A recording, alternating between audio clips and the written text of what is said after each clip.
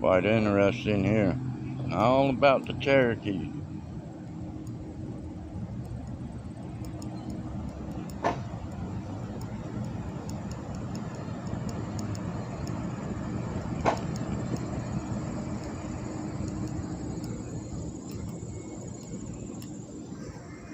And officers in small towns seem to face different problems from those in big cities, such as a lack of resources and high turnover. Is there anything else?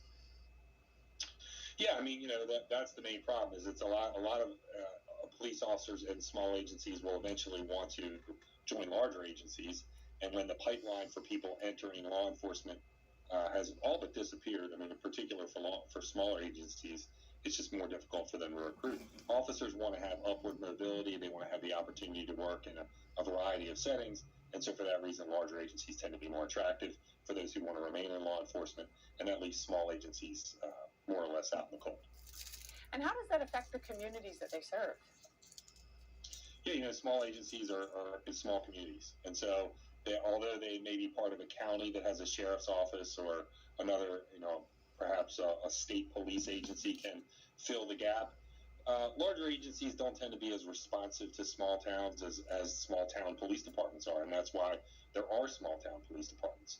There are 18,000 law enforcement agencies in the United States, and most of them are very small. They're 5 or 10 police officers. They're not really the agencies that we always think of when we think of local policing, and so they tend to be sort of forgotten.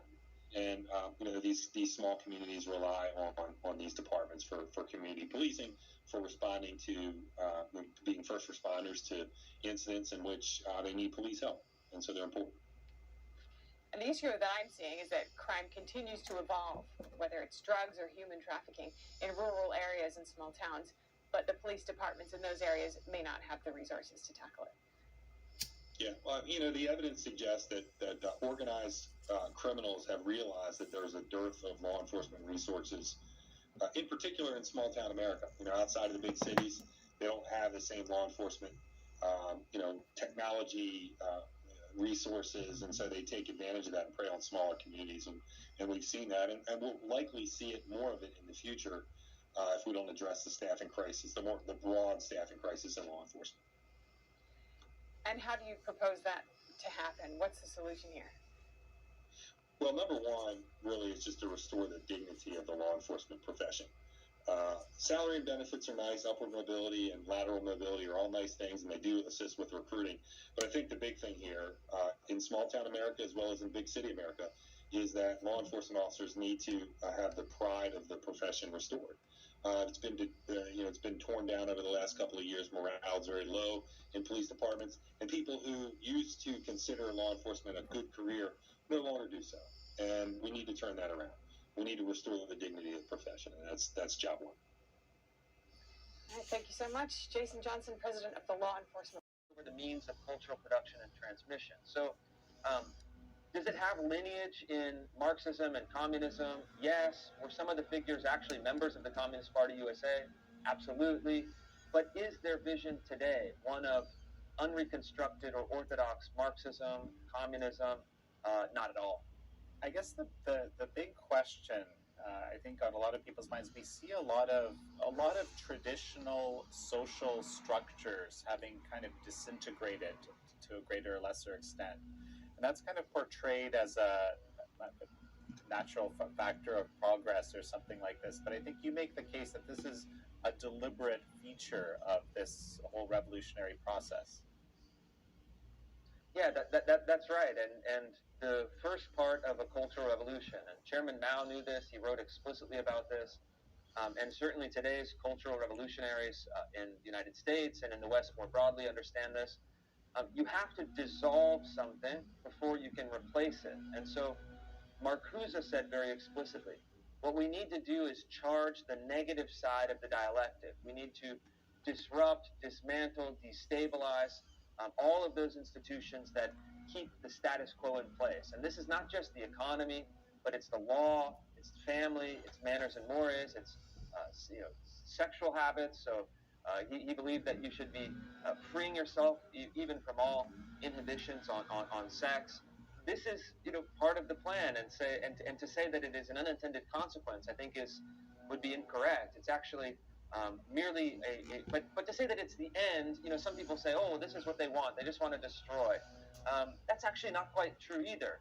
This is really just a means to an end. And so they believe that in what Marcuse called the power of negative thinking, which is kind of an ironic and humorous phrase, but the idea that you first have to destroy in order to yield a utopia beyond. Of course, that turns out not to be true.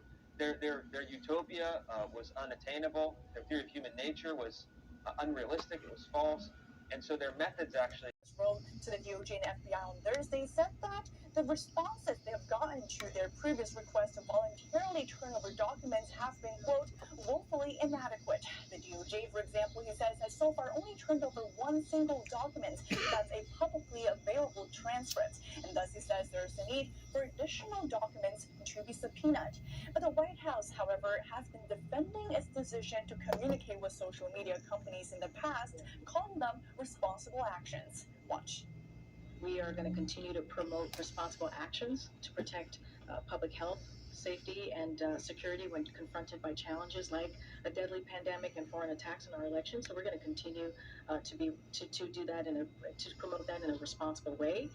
In addition to that, the House Oversight Committee Chairman James Comer on Thursday asked the National Archives to turn over unredacted versions of emails involving then Vice President Joe Biden, his son Hunter Biden, and Hunter's business dealings in Ukraine.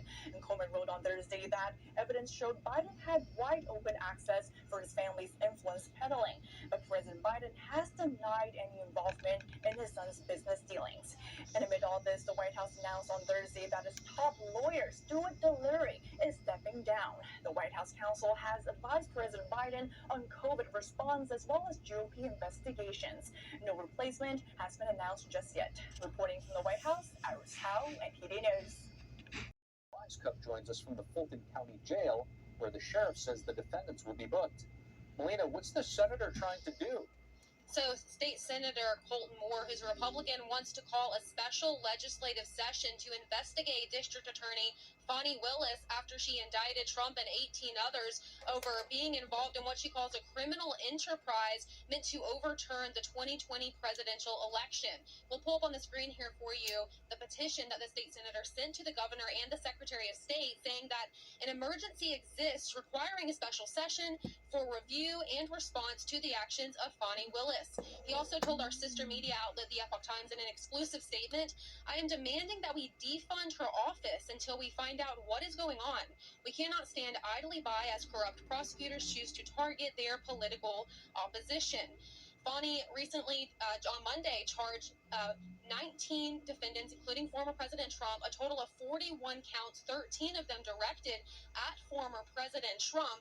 And she accuses them of being involved in a criminal enterprise. She proposed an arraignment date for all of them to start on the week of September 5th. She also proposed a March 4th trial date, which is right when the GOP primary kicks off. And today, the sheriff's office warned of threats against the jury that has indicted Trump and the others. Tell us more about this.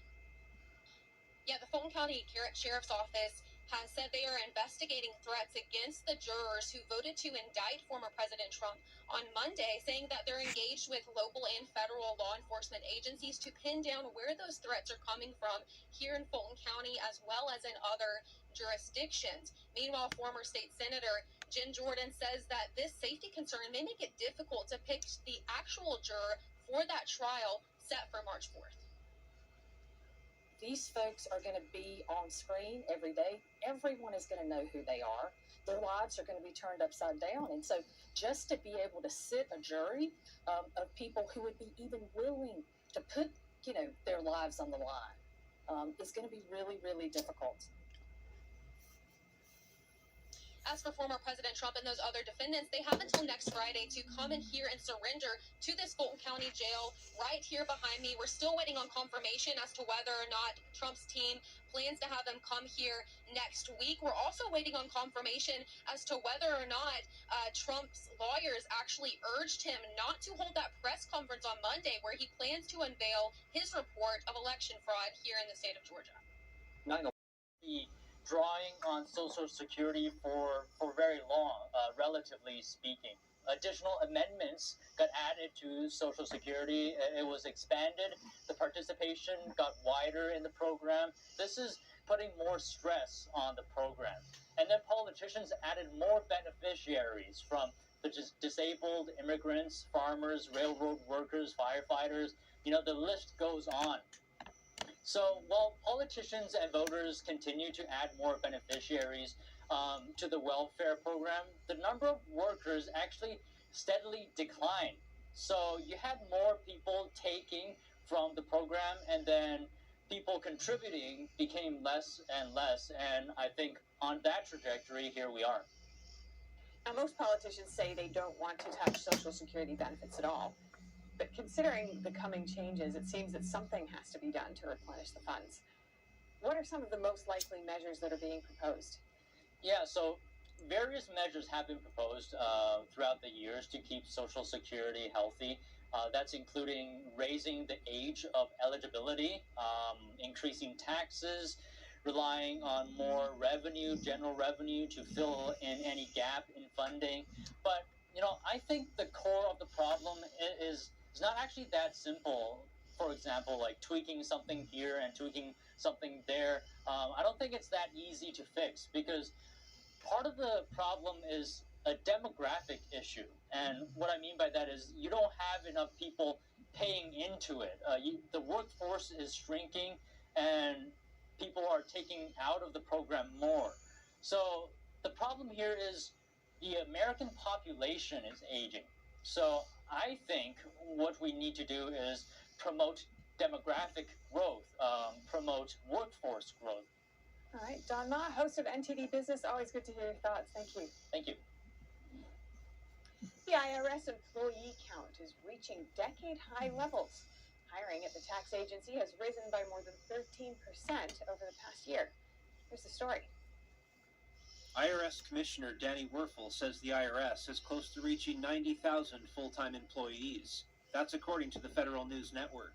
The IRS's 2022 data book shows the agency had 79,000 full-time positions in 2022. This means hiring at the IRS has risen by more than 13% over the past year. The last time the IRS employed more than 90,000 people was 2012. Staffing dipped below 80,000 in 2015 and remained below that level until now. The jump in hiring comes as the tax agency was granted $80 billion under the Inflation Reduction Act last year. Werfel told reporters that the agency is utilizing the funds to make an immediate, meaningful difference to deliver the service taxpayers and the nation deserve. He also pushed back against claims that the IRS intended to boost the number of its armed agents. Republicans have criticized the funding boost, worried that it could lead to an enforcement expansion. The IRS said earlier this year it intends to hire 87,000 new employees over a 10-year period. And looking abroad, an emerging trade bloc, including Brazil, Russia. Pete, great to have you joining us. BRICS nations are discussing a plan to abandon the U.S. dollar and create a common currency. How likely is that, do you think? Well, the idea that the dollar is going to be replaced either imminently or inevitably is pretty unrealistic. Most of the existing currencies are not viable for several reasons. Whether that's because, like the Chinese renminbi, there's a closed capital account. Some of them are pegged. Many of the nations don't really have a lot of respect for private property rights. But a commodity-backed currency or a properly designed cryptocurrency are probably the most realistic option for competing with the U.S. dollar. So what do you think of this suggestion of gold for BRICS? I think that's the most likely way that a competitor to the dollar would come about. It would be complicated to implement, but that's the most likely way that something like this could happen. And there's concern that a BRICS currency would lower the value of the U.S. dollar. Would you agree with that? And how would that work? So any replacement currency that's tied to a commodity value like gold or silver would probably be less inflation prone. And if it's not tied to a payment system like the dollar is to SWIFT, it's likely that many nations would use it, and they would thus be free of, the mistakes of the Federal Reserve and the possibility of American interventionism. That would probably lower demand for the dollar internationally, and in turn there would be less demand for treasuries. So it would be a serious state of affairs if it came about.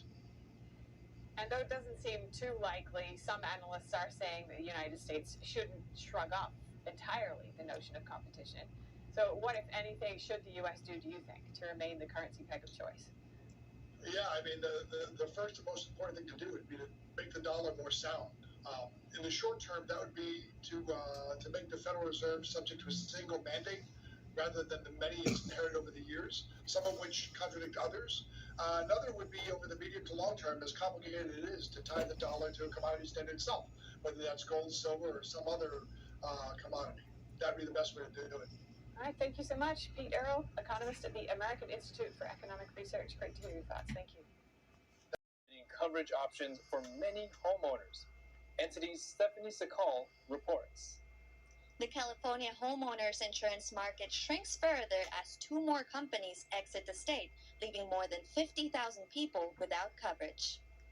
2 insurance companies, M-Guard Insurance, a subsidiary of Berkshire Hathaway Guard Insurance Companies, and Falls Lake Insurance, are withdrawing from the California homeowners market. They will be joining Allstate Farm and State Farm, who already pulled out the market earlier this year.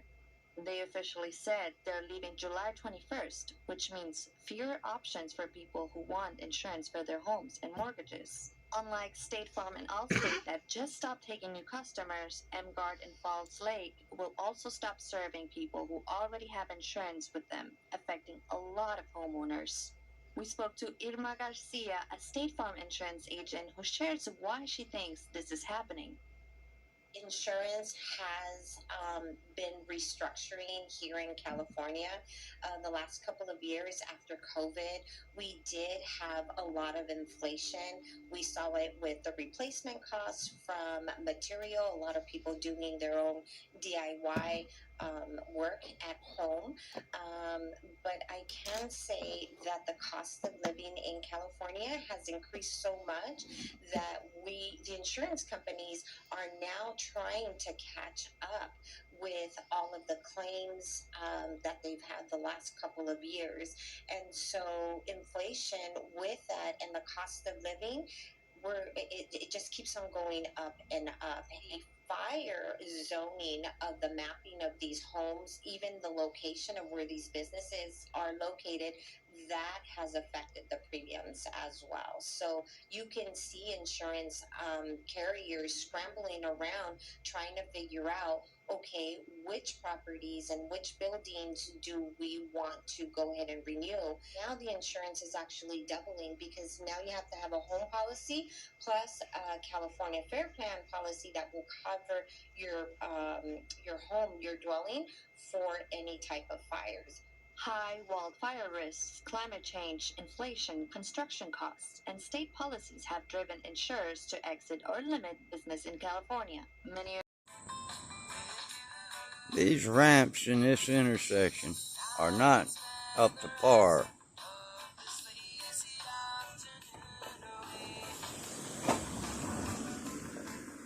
That one over here will throw you out of your wheelchair.